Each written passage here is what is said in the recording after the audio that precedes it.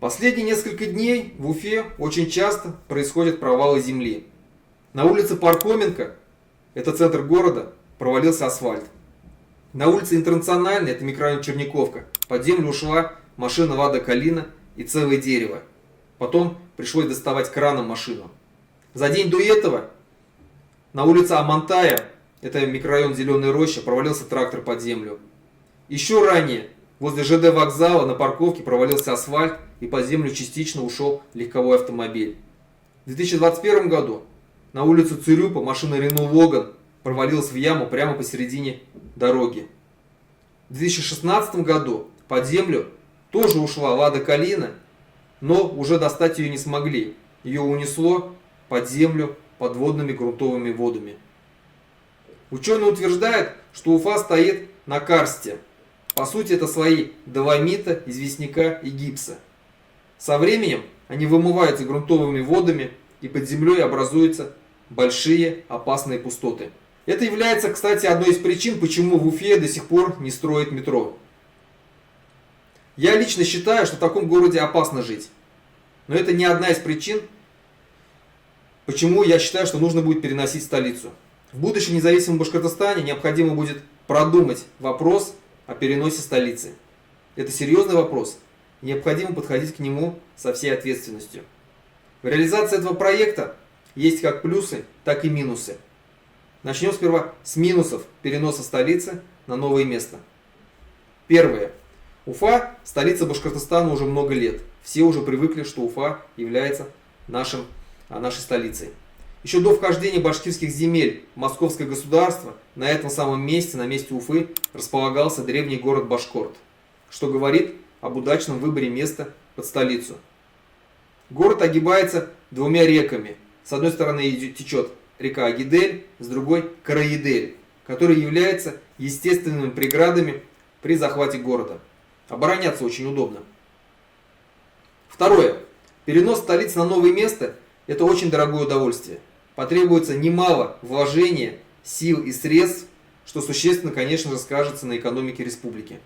Но и по времени это может растянуться на многие годы. Третье.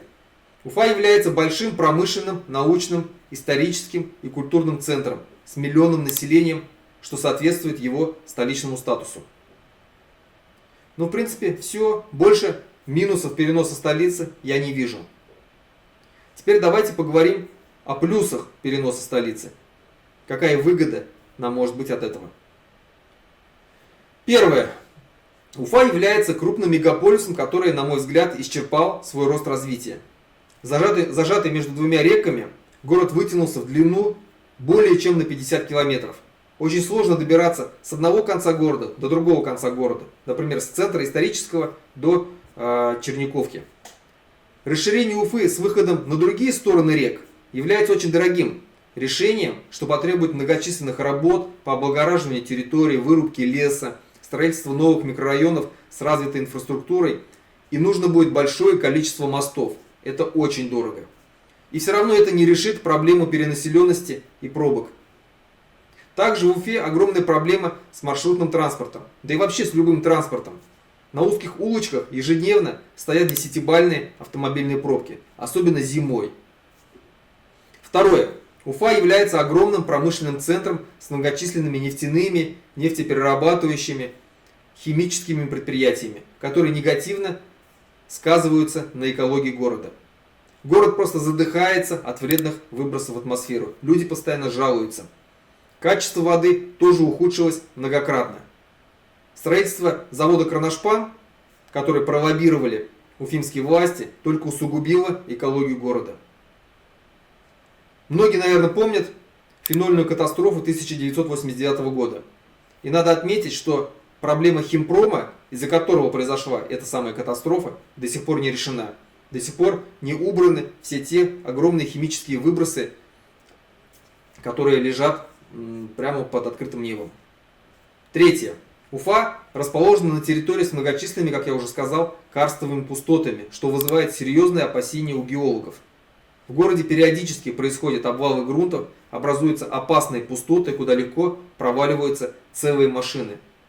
Именно из-за этих пустот в городе невозможно, как я уже сказал, также строительство метро, что осложняет транспортную систему города. Строительство также новых микрорайонов тоже осложнено именно из-за этого. Четвертое. Уфа находится всего в 120 километров от границы с Челябинской областью, что очень опасно, если рассматривать с военно-стратегической точки зрения.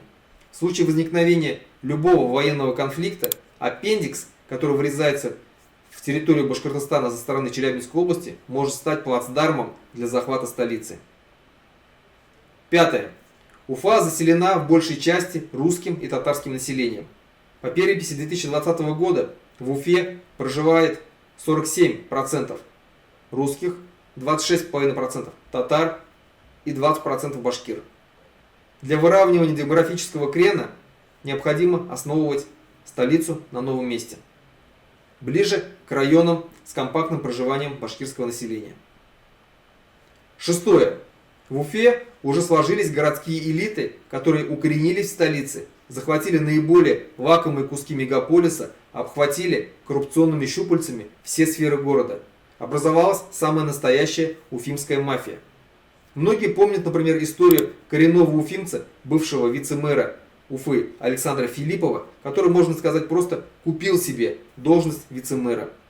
На своем посту он занимался лоббированием интересов крупных застройщиков, а также занимался махинациями с расселением ветхого жилья, чем принес ущерб городу в размере 1,6 миллиарда рублей. На него завели уголовное дело, но суд его оправдал, потому что все схвачено, потому что целая мафия. Это яркий пример того, как уфимская мафия, которая давно прибрала к рукам лучшие объекты башкирской столицы, живет в Уфе припеваючи. Надо также добавить, что стоимость покупки и аренды жилья в Уфе не соответствует ее реальной стоимости, что вызывает перекосы на рынке недвижимости. Также хаотичная застройка города жилыми высотками портит облик Уфы и создает проблему для ее жителей. В итоге, по моему мнению, перенос столицы позволит решить множество из перечисленных мною проблем. Город можно будет построить ближе к южным границам нашей республики на ровном месте.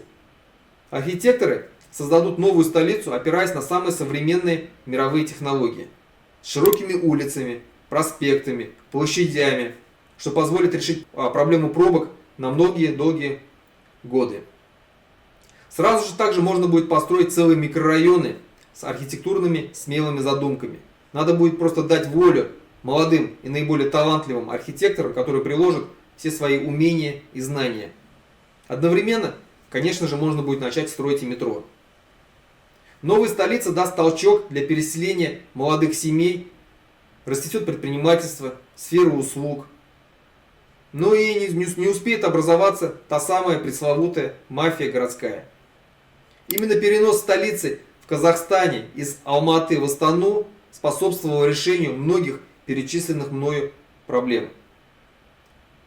Также мы знаем, что переносы столиц были, например, в Австралии, когда перенесли столицу из Мельбурна в Канберру, в Турции перенесли столицу из Стамбула, в Бразилии перенесли столицу из Рио-де-Жанейро в город Бразилия, ну и так далее.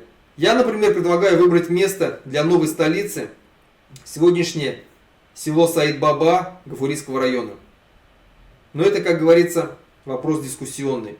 Вы можете предложить и свои варианты.